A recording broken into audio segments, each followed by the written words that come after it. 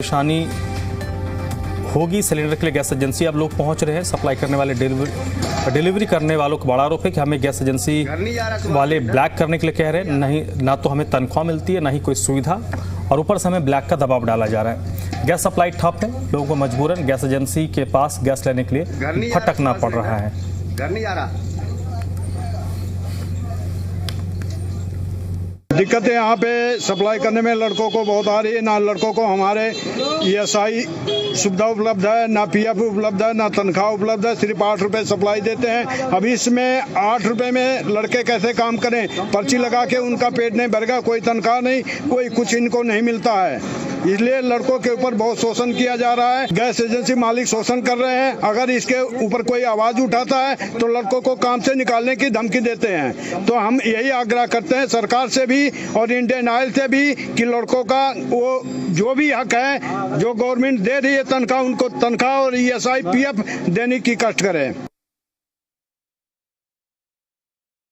Iran Israel युद्ध के बाद अचानक गैस सिलेंडरों के दाम बढ़ने से अब सप्लाई चेन पर भी इसका असर पड़ने लगा है। मैं इस समय मौजूद हूँ झंडेवालन में और यहाँ पर गैस एजेंसी है और गैस एजेंसी जो यहाँ पर आपको घरों तक एजेंसी में से लेकर गैस सिलेंडर लेकर जाते हैं वो लोग यहाँ पर मौजूद है। सर ये बताइए कि सप्लाई चेन में कितनी दिक्कत आ रही है, क्या परेशानी आ रही है आप लोगों को?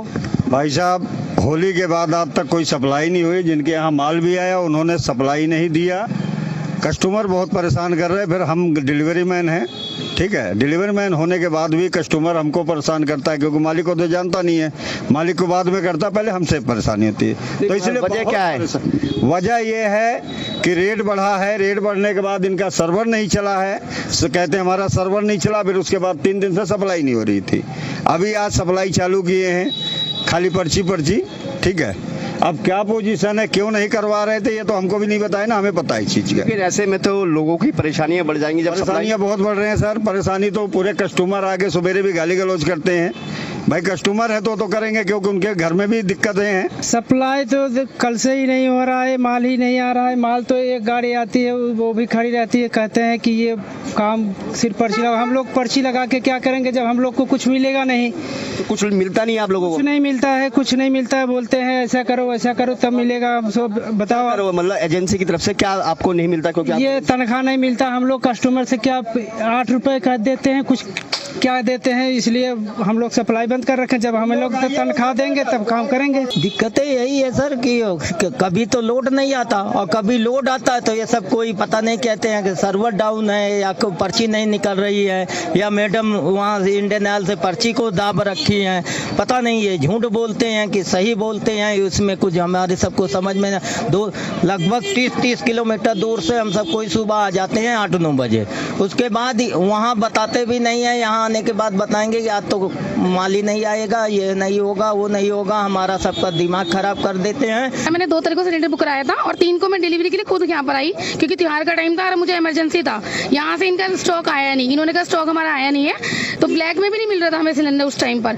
तो इन्होंने कहा कि 5 तारीख को हम डिलीवरी करवा देंगे, 4 की होली है। 5 से आज 9 तारीख हो गई है, अभी तक कोई डिलीवरी नहीं करवाया इन्होंने यहाँ से सिलेंडर। अब हम यहाँ पर आए हैं सिलेंडर लेने, तो ये नई स्कीम पता लगी कि आप 25 दिन के बाद अब आपका बुकिंग नया होगा।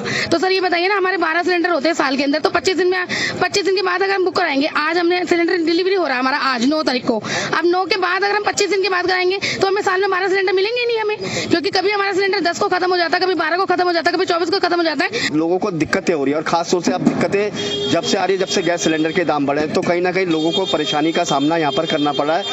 संजय वर्मा, जी मीडिया, दिल्ली। जंग के बढ़ते हालात का असर अब सिर्फ सीमाओं तक सीमित नहीं रह गया, बल्कि इसका सीधा प्रभाव वैश्विक अर्थव्यवस्था और कमोडिटी मार्केट पर भी दिख रहा है। खासतौर पर सोना चांदी की कीमतों में तेजी और तेल गैस के दामों में उतार चढ़ाव ने बाजार में नई हलचल पैदा की है। युद्ध की आशंका और वैश्विक अनिश्चितता के माहौल में निवेशक सुरक्षित निवेश की ओर रुख कर रहे हैं, जिसका सबसे बड़ा फायदा सोना और चांदी को मिल रहा है। बाजार के जानकारों का मानना है कि जैसे जैसे भू राजनीतिक तनाव बढ़ता है, वैसे वैसे गोल्ड और सिल्वर की डिमांड बढ़ती है। इन्हीं मुद्दों पर हमारे संवाददाता नीतू झा ने अर्थशास्त्री और मार्केट एक्सपर्ट आकाश जिंदल से बातचीत की।